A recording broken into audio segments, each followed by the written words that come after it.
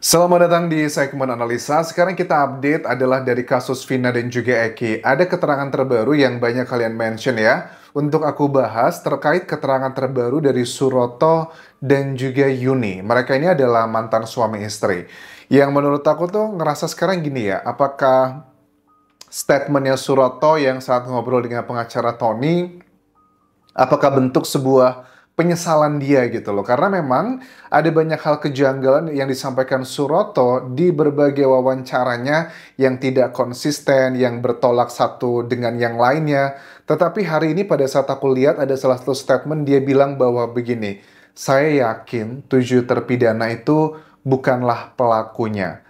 Kenapa pada akhirnya Suroto menyampaikan hal seperti ini di hadapan mantan istrinya Yuni yang dia pun juga termasuk yang pertama kali datang bersama Suroto. Jadi Suroto ini aku tangkap di sini dia datang sama istrinya saat itu ke lokasi TKP itu barengan. Setelah itu baru ada anggota polisi lainnya yang jaraknya sekitar 5 menit baru tiba di sana. Dan sayangnya Yuni ternyata tidak dijadikan salah satu saksi dalam pemeriksaan kasus ini.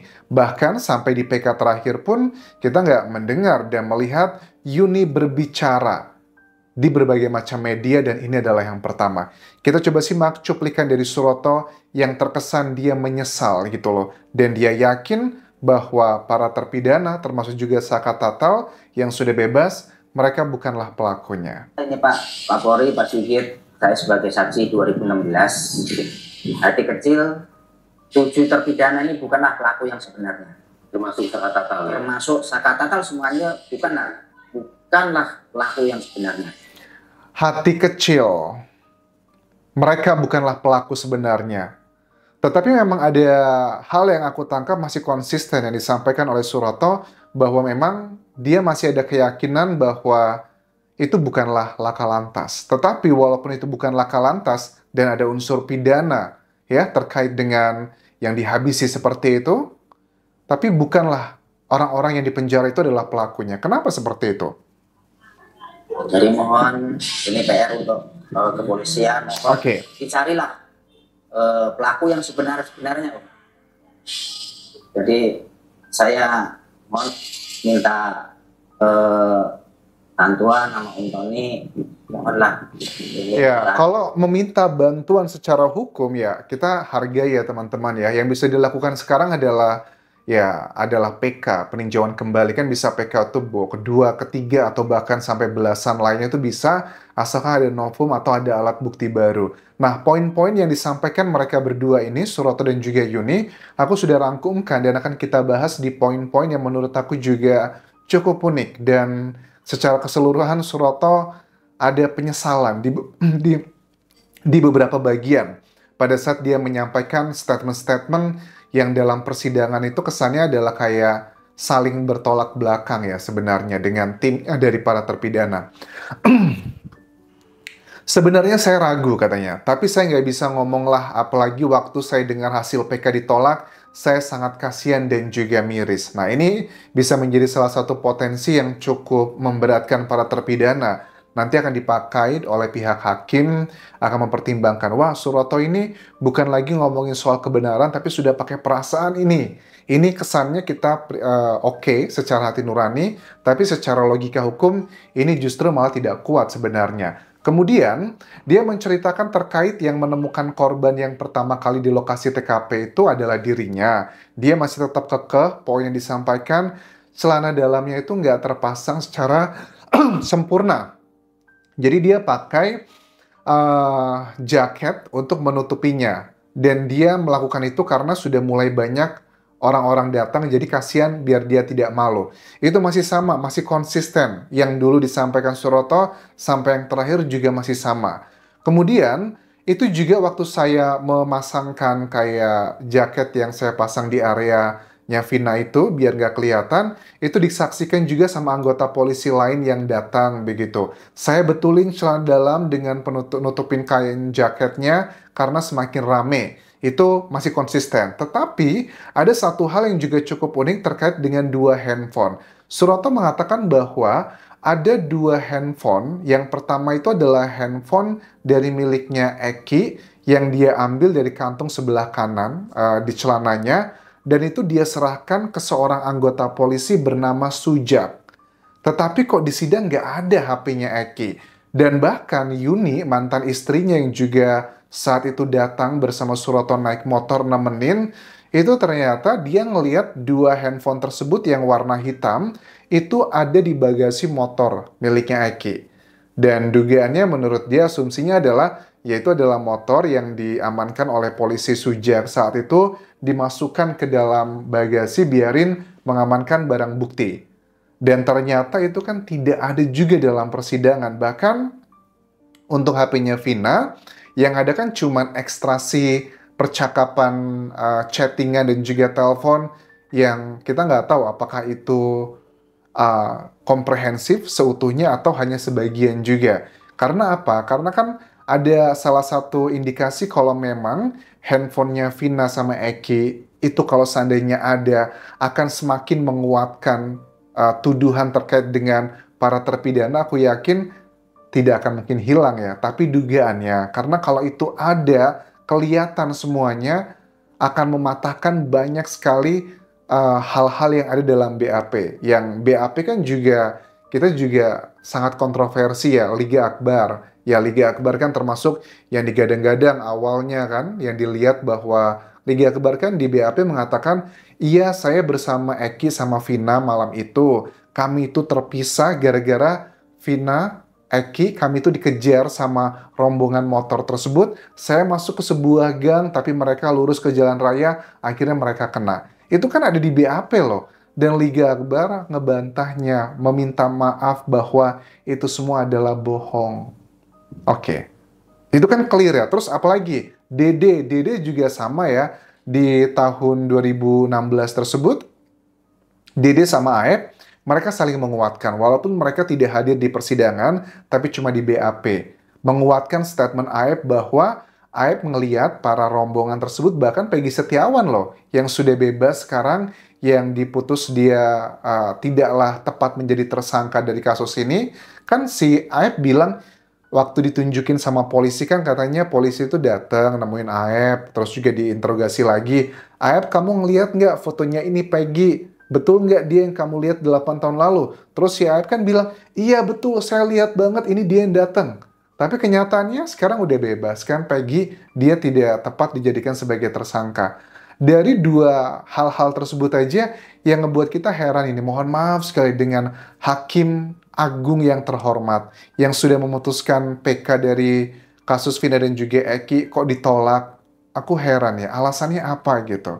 Kemudian juga, saya di BAP, kata Suroto, tidak pernah bilang ada sajam atau luka tusuk. Yang saya bilang adalah, ada luka di kaki kanannya Vina.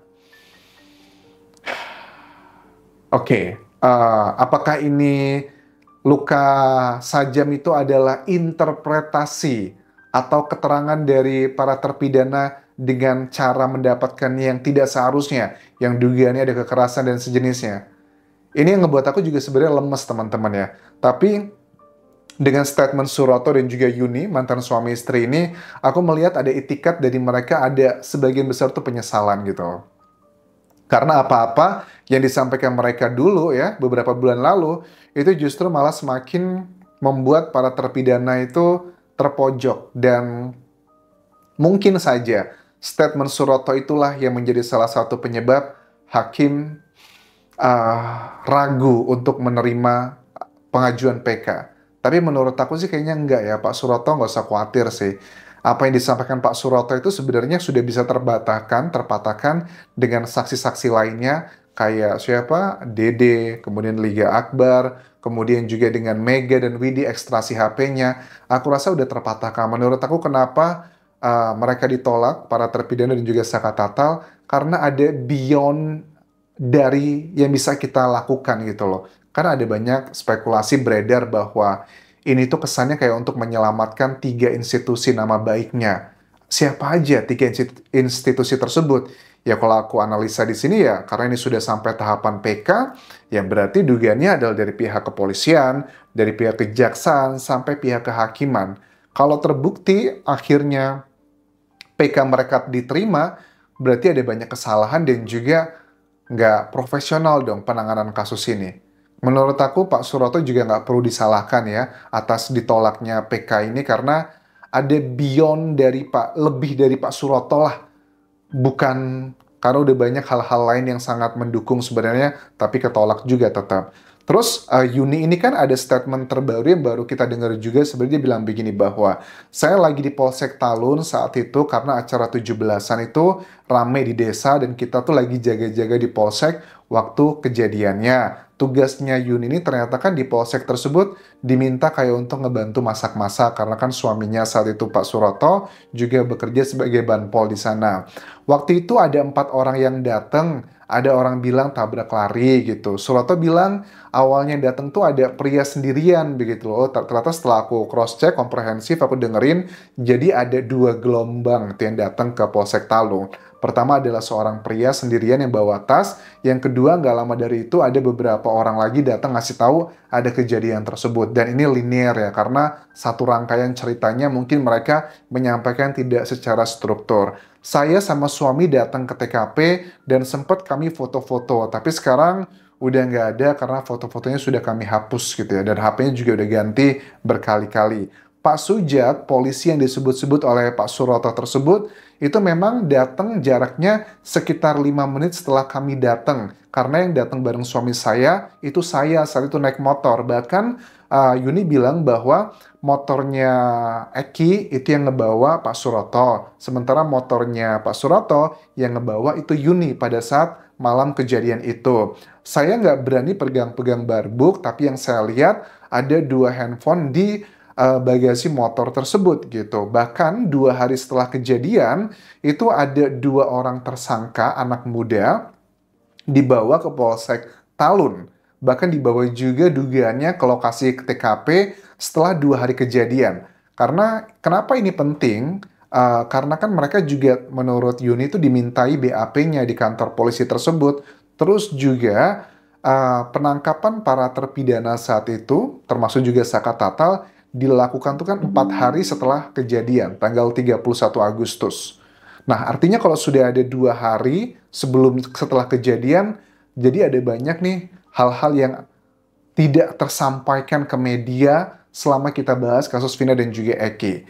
Terus, 31 Agustus 2018 sekitar jam 4 sore, adalah penangkapan para tersangka saat itu yang ada dalam BAP. Jadi kalau ini terbukti ada hubungan 2 tersangka itu siapa, apakah sama dengan para terpidana, itu bisa jadi novum baru nggak sih? Atau alat bukti baru nggak sih? Kemungkinan besar bisa-bisa aja. Karena kecuali sih siapa? Rivaldi ya, Rivaldi kan ditangkapnya berbeda ya. Dia beberapa hari sebelumnya. Apakah itu jangan-jangan Rivaldi mungkin? Dengan orang yang lain juga. Jadi memang ada banyak sekali teka-teki yang masih belum terpecahkan. Tetapi sekali lagi, kalau untuk Pak Suroto, kita juga harus fair. Memang ada banyak hal-hal yang memberatkan Pak Suroto yang bertolak belakang lah dengan tim yang ngebela para terpidana. Tapi menurut aku, walaupun Pak Suroto memberikan statement yang mendukung atau meyakini mereka bukan terpidana di masa-masa PK kemarin, aku yakin kok keputusan PK-nya tetap pasti bakal ditolak. Karena ini ada hal-hal yang di luar kendali kita gitu, di luar kendali netizen, di luar kendali masyarakat Indonesia. Yang dibutuhkan ini adalah pendekatan-pendekatan yang seorang pemimpin yang berani ngebongkar semuanya.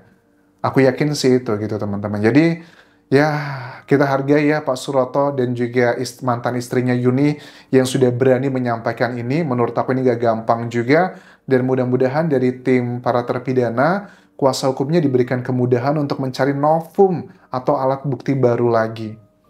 Oke, sementara itu bisa aku bahas ya terkait dengan kasus ini.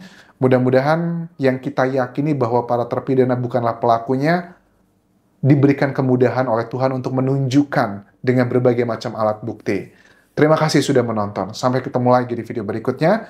Tinggalkan like dan juga komen, subscribe channel YouTube ini, follow Instagram, Facebook pageku, dan juga akun TikTok di Anjasa Sumara. Sampai jumpa.